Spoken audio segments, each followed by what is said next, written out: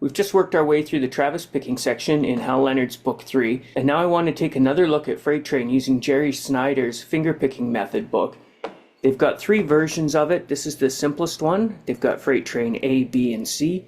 And what we want to do here is work on the thumb action the same way we would in Travis picking and incorporate the melody.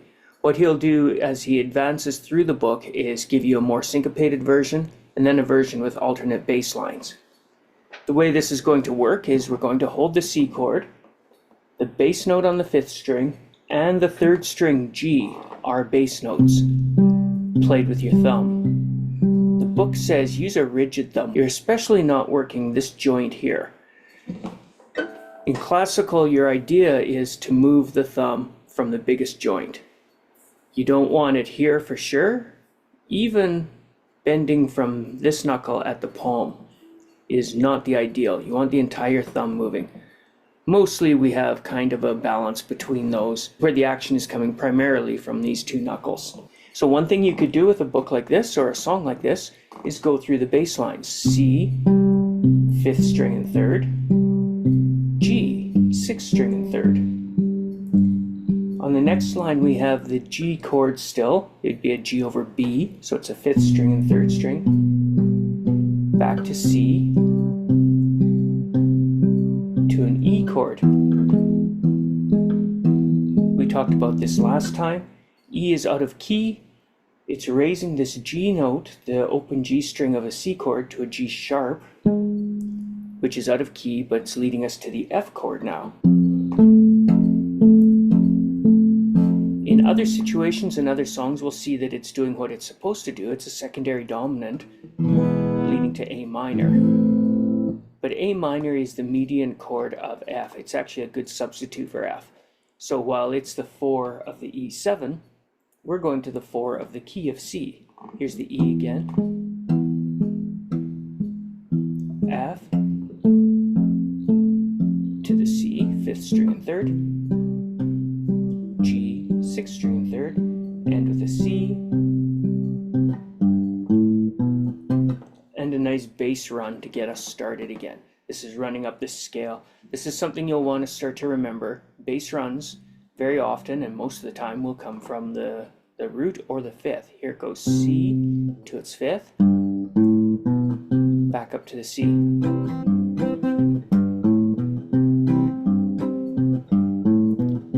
You saw that in our Carter picking exercise, Carter's Little Fills. Right now I was muting my bass. When I'm not playing melody and pulling on the notes with my fingers, I can do a decent muted bass from this angle.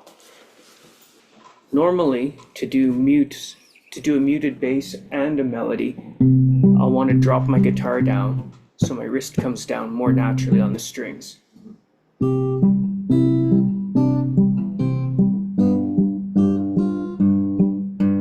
See there, you can hear I can pull the melody notes and keep a bass muted. In this classical position, the mute doesn't work quite as well. I may or may not do it, I'm not sure yet. Anyway, our melody, as we've seen before, is this top line. And you should practice that when you're doing fingerstyle or classical too. So we'll run through the melody. 3 to O, that's a G to an E. 3 to 1, that's D to C. Open B, high G, and quickly to the F. These are all half notes until that G to F. 1, 2, 3, 4, 1, 2, 3, 4, 1, 2, 3, 4. That's tied and holds for the whole bar. Now we come down from G to F here on the G7 chord. 2, 3, 4, 1, 2, 3, 4, 1, 2, 3, 4. So very typical kind of song here so far. Appalachian mountain types and coming from Scotland and Ireland. The 1 and 5, so we've got the 1 chord and the 5 chord. The next part starts on 5 and ends on 1. Tom Dooley, he's got the whole world in his hands, all kinds of songs like that you'll recall from there.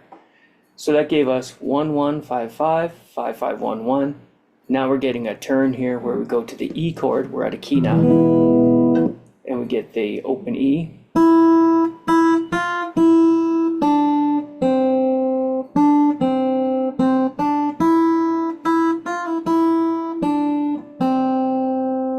On here we get half notes and quarters. 1, 2, 3, 4, 1, 2, 3, 4, 1, 2, 3, that's a dotted half. 1, 2, 3, 4, 1, 2, 3, 4, 1, 2, 3, 4, 1, 2, 3, 4, 1. And then, of course, we put them together. So you hold the C chord, you play the bass with your thumb, 5th string and 3rd, or 6th string and 3rd. As I mentioned before, I played through this book thinking anything on the 3rd string should be played like a classical player with my index finger. It works. We've seen that in our Travis picking exercises in Hal Leonard. They would assign that bass note to the index in certain instances. But in this one, the book asks that we keep the thumb on it, and it sounds better if we do. Here I'll try to go nice and slow on it. 1, 2, 3, 4. Let's see if I can hold that down for the whole thing. 1, 2, 3, 4. 1, 2, 3, 4. 1, 2, 3, 4. G, 2, 3, 4. 1, 2, 3. 5th string bass.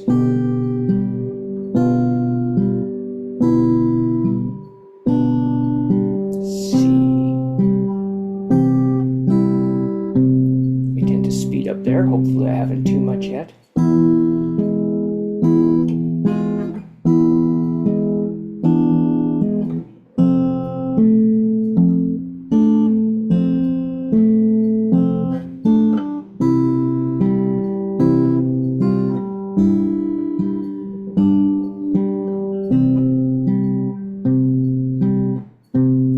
Bass line and back to the top.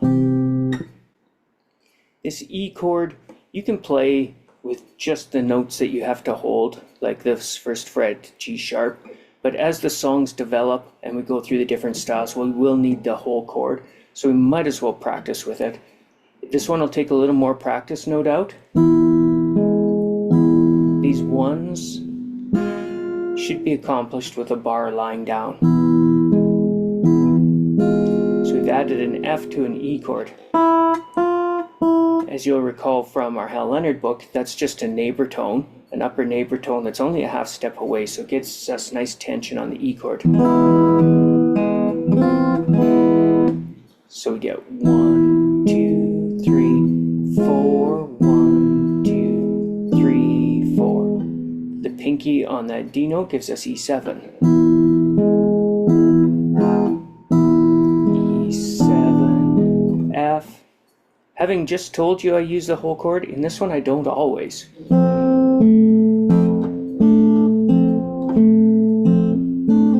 Sometimes I prefer not to put the rest of that chord in there.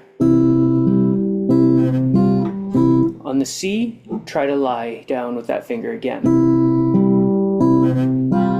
Onto the F note. You can pick it up and move it, but it's better if you just roll it over. So that's your freight train finger picking A. We have a slight issue with the term finger picking versus finger style. It's not written in stone, but basically what most people mean when they say finger picking is what this book calls finger picking strums. We're not strumming, but he's playing the chords as accompaniment. So Travis picking would be considered a finger picking strum in this book. That's not your melody. That's your background. You sing or play over that.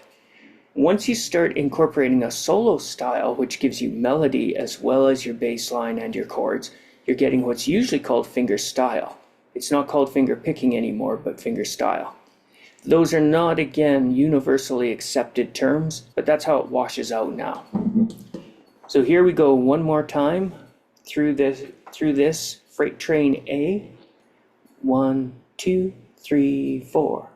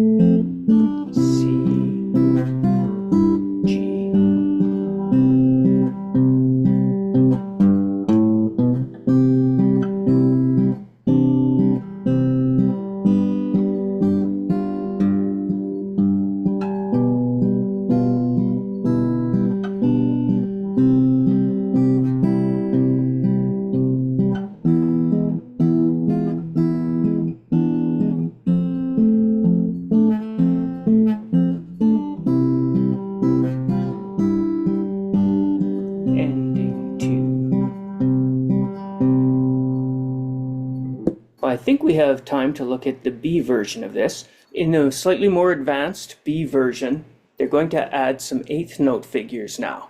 Some of these are background notes just to fill time, and some are anticipations or syncopations of the melody. Our first bar in C is as before. We're still playing our bass steady. But in the second bar, I didn't play it yet, they add that higher E note on the and of 1. So bar 1 is 1, 2, 3, 4. Now you go 1 and 2, 3, 4. I've been playing all my melody, I believe, with my M finger so far. When something like this occurs, I want to switch to the I finger on the second string, the 3, so my M finger can take the top note on the first string. Now the book has us more or less moving toward using the index finger on the second string, the middle finger on the top string. So I'd go middle, index, middle, index, index, middle, index.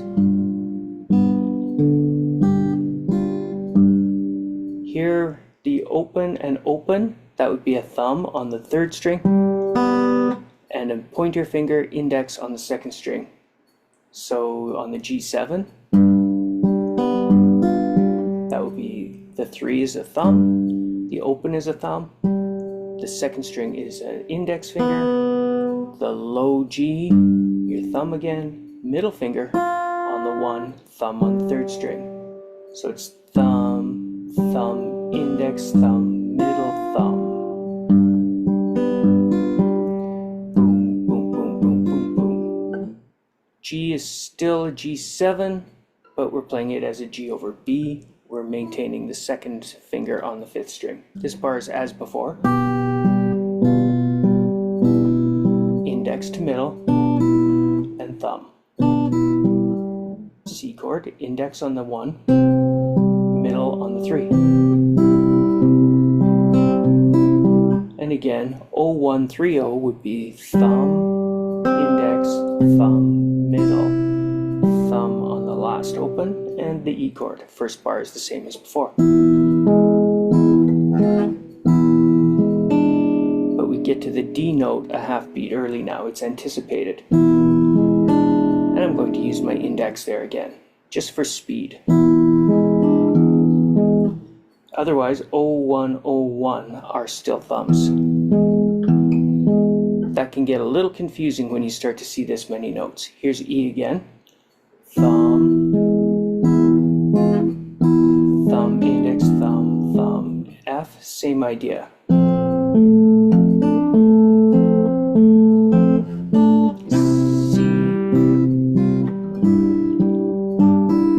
There again, index to middle.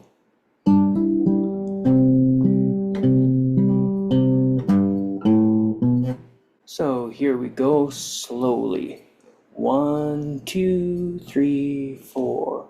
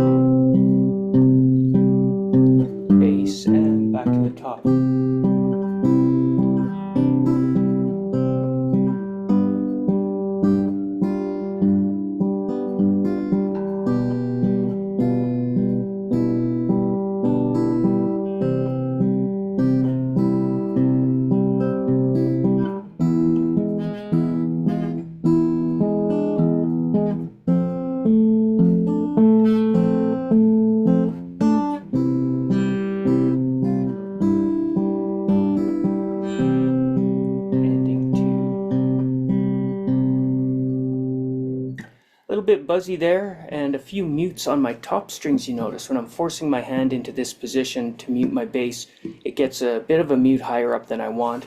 Again, over on this leg, that would not be the case.